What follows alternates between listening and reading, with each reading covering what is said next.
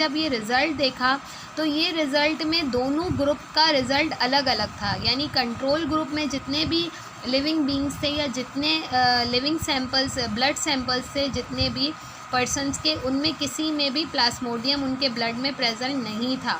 That means कि उन्हें वो मलेरियल पेशेंट नहीं है, ये क्लियर हो गया। और जिनके ब्लड सैंपल्स में प्लाज्मोडियम बैक्टीरिया प्रेजेंट था, उन्हें क्या थी, मलेरिया की बीमारी थी।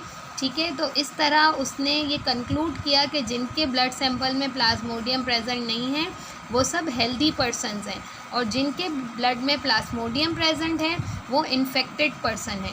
ठीक है, अब आप देखें हमारी बायोलॉजिकल प्रॉब्लम का कंक्लूजन निकल आया, और उस कंक्लूजन को हम क्या कहते हैं, फाइनल स्टेप कहते हैं। ठीक है, ये फाइनल स्टेप जब निकल के आ गया तो देन उस लेवेरन साइंटिस्ट ने एक थ्योरी बनाई।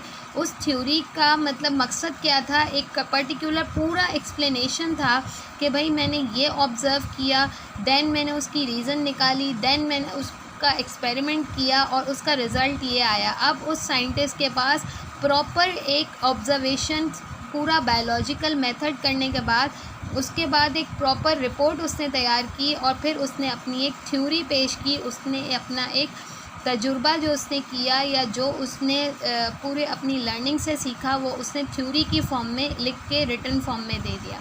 ठीक है, जब ये थ्योरी हो जाती है तो उसके बाद दूसरे साइंटिस्ट भी इस थ्योरी पर काम करते हैं, और जब 2-3 साइंटिस्ट इसी कंक्लूजन पर पहुंचते हैं तो देन वो क्या हो जाता है, लॉ और प्रिंसिपल बन जाता है।